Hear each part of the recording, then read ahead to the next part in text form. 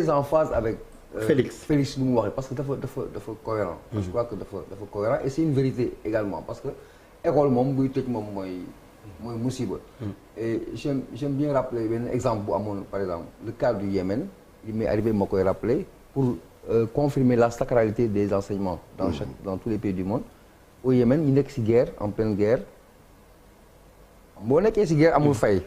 fay ñu enseignants yi école di ubbiwaat ñoom ils se sont portés volontaires malgré li ñu leen fayul pour dem jàngale ji. pas qu'il soit politique wala gouvernement mais dañuy xalaat ne ñoom ñooy jàngalekatu Yémen seeni ay doom waruñoo toog jànguñu. donc c'est pour confirmer la sacralité de l'enseignement. Beneen mooy on est dans un pays qui s'appelle le Sénégal qui fait face à une pandémie qui s'appelle Corona. Corona bàyyiwul secteur enseignement bàyyiwul transport bàyyiwul tali bàyyiwul ngelaw. donc pour moi le débat ne se situe pas de savoir lan la ñu war a tëj wala la ñu war a tëj dañu war a def pour man à mon sens des mesures uniformes qui touchent tout le monde c'est-à-dire partout où il y a un besoin que l'État intervienne protéger les populations na ko def imposer ko s'il le faut parce que devant la vie il n'y a aucune autre valeur il n'y a ni enseignement ni argent ni loo xalaat si àdduna parce que man dès lors que la question de la survie bakkan tegu amatul leneen lu ñuy wax amatul donc pour que l'école ferme ou qu'elle ne ferme pas nañu xool qu'est-ce qui fait l'avantage de la survie si bu fekkee ne xale bu ñu demee jàng école da koy yokk sëñ bi école bakkan moo gën école bakkan nañu waxante dëgg moo gën école ku ñu newoon tey boo demee tey école day doo dem ah même bu dul Covid bi muy yow muy sa doom muy toi-même donc s'il y a des dangers qu'on retienne les enfants bu fekkee amul danger ñu mën ko encadrer les gens vont aller travailler parce que coronavirus jógee gu fi Malal en fait à l'école ou prolonger les vacances retourner qu'est-ce qu'il faut faire? Je voudrais un peu taquiner mon ami là parce que quand même Pape Diouf bi mu jëlee kàddu gi léegi moi j'ai eu l'impression que c'était un représentant du ministère. Ce que j'ai dit. Ouais, parce que après j'ai pas compris que c'est pas un enseignant non voilà, non ils ont faux frère. Non. Parce que j'ai pas en fait j'ai pas compris parce que j'ai l'impression que en fait oui non kenn yónni wu ko mais qu'il cherche à plaire. À plaire qui? Je ne sais pas.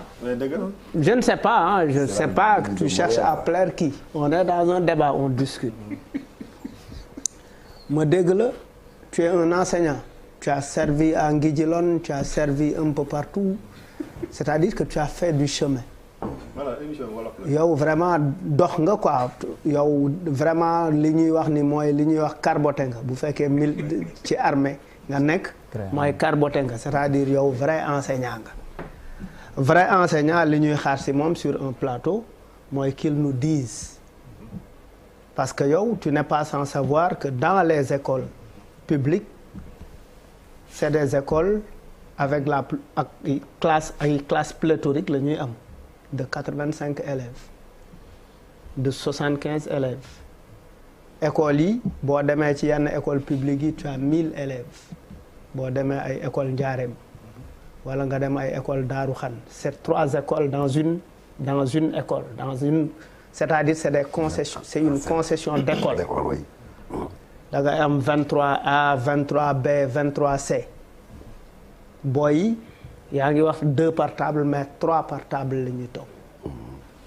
te ci biir école yooyu am na ay écoles yi nga xamante ne effectivement dafa am ay élèves yoo xamante ne ñoo gën a vulnérable yeneen élèves yi parce que am na élèves yi nga xamante ne c'est des non-voyants ñii ay malvoyants lañu ñii c'est des handicapés ñii c'est des aveugles et cetera c'est véritablement des élèves exposés c'est le cas de certains élèves à Wakhinane par exemple à Talibou Dabo et cetera donc en fait pour ñun mun nga am sa position qui dit exactement la vérité qui dit effectivement ce qui se passe mais tu ne peux pas t'ériger en défenseur du ministère parce que oui tu n'es pas yow sa wareef mooy effectivement défendre sa wareef mooy jàngale xale yi et à la limite même protéger les enfants parce que le devoir d'un enseignant wareefam bi jiitu moom mooy protéger xale yi parce que boo leen protéger wul doo leen mën a jàngal et on a besoin effectivement d'élèves sains pour pour sax ñu mun leen transmettre mun leen jàngal beneen affaire bi ci topp mooy man dama xam kan moo wax ni c'est-à-dire kan moo wax ni virus bi ci école bi la ci école yi la nekk kii laa dit est-ce que ci école yi la nekk c'est-à-dire kii laa dit c'est-à-dire kii laa on a chaque jour mais rentre dans les gargotes nit ñi dañuy waxtaan di yuuxu rentre dans les marchés nit ñi dañuy waxtaan ci yuuxu jaay ma jën ñëw on n'est pas seulement à l'école non mais mais c'est-à-dire dans plusieurs endroits on pose le cas de l'école dama ne la bu ñu réduire horaire u école yi war nañu effectivement ne marché yi une fois par semaine la ñuy tijji c'est beaucoup plus cohérent ne car rapide yi ak njaganjaay yi ak tata yi waratuñu yàpp plus de tant de personnes parce que mais wax nañ ko de. parce que non dama ne. y a pas de suivi. oui non mais dama ne la xam nga une règle dama ne bu ñu jëlee benn dogal. te dogal bi amul suivi dogal bi amul benn njëriñ. liy jox sens loi c'est son application. Quand on parle de parité sans application la parité n'a pas son sens.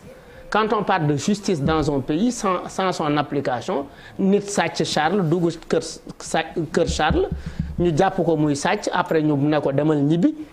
Quand la loi ne s'applique pas, ça n'a pas de sens. Il faut aussi que nous comprendre que même pour nous développer, appliquer la loi dans une période de crise, l'appliquer de manière efficace, c'est une forme de résilience parce que ça met quelque chose dans les caisses de l'État. Yooyu aspect yooyu aussi faut que ñu comprendre ko. Man li ma mënul comprendre mooy boo teree boy yi nga école na 14 heures effectivement wàcc nañ. Est-ce que le virus effectivement day wàcc est-ce que le virus day wàcc est-ce que le virus prend congé c'est-à-dire est-ce qu'il fait la sieste quoi est-ce qu'il attend les élèves et puis les élèves quand est-ce que par exemple est-ce que dañ ne virus bi par exemple de 14 heures de telle heure à telle heure la fay nekk c'est un truc que j'ai des problèmes à comprendre. loolu lu ñu war xam nga loolu luñ non mais c'est à peu près la même chose c'est-à-dire on est en train de paniquer. Il ne faut pas qu'on perde notre lucidité parce que effectivement benn affaire am na nit ñëpp jaxasoo c'est-à-dire il faut aussi que quelle que soit la crise qu'on garde notre lucidité mais aussi qu'on garde benn espace de vie. Mën a dund tuuti parce que il ne faut pas que cette crise-là nous rende malades aussi psychologiquement. Il ne faut pas qu'on devienne fou parce que en fait on tergiverse.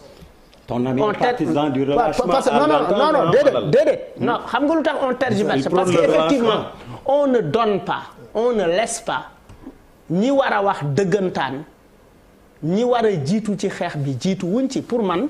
On doit véritablement ñan par exemple pour man le personnel médical les médecins les scientifiques dañ leen war a jox seen cër ba mu mat sëkk kenn dégguleen ba pare ñoom ñoo war a def di dindi parce que effectivement bu mat dama ne la bu coupe d'Afrique wax nañ lu bari dañoo wax ba noppi xëy na non déglu ma dans un match de foot Sénégal buy jouer on doit écouter les techniciens de football on doit écouter les joueurs etc. C'est-à-dire man mënuma nekk par exemple un n'importe qui je connais absolument rien du foot je awma ci benn xam-xam man ñu bëgg ma waxuma sama kàddu amul solo am naa sax lu ma ci war a mën a wax mais waruñu ma jiital c'est-à-dire ci non je ne dis pas n'importe quoi dama ne bu ñuy xeex laisse-nous dama ne Malal mais laisse-lui Malal aussi Malal may développer waa déedéet mi ngi développer c'est-à-dire il est dans la panique de la crise non am nga da ngeen a ragal feebar bi ragal ko xeetu ragal jar na ragal ñoo yey ragal ko Malal ñoo yey ragal ko on ait peur de la maladie jusqu'à perdre notre lucidité. D'accord. C'est-à-dire dañ ko Malal mun nga wax may benn yëf may ma s'il te plaît. dama ne dañ ko war a aborder. Malal mais déglu leen ma.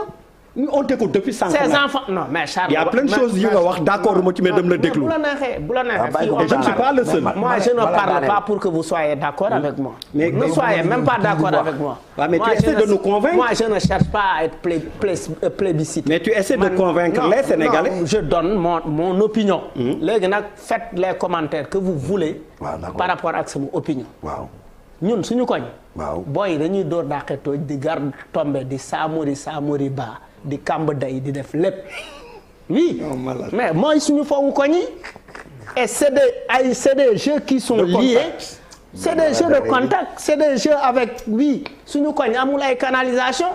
sànq bi may jógee sama gaale Guédiawaye kër gi ñu taxalool ñu ngi déboucher seen fosse. ok Malal déboucher seen fosse du oto moo ñëw dañu gas pa bi taxaw ma ne.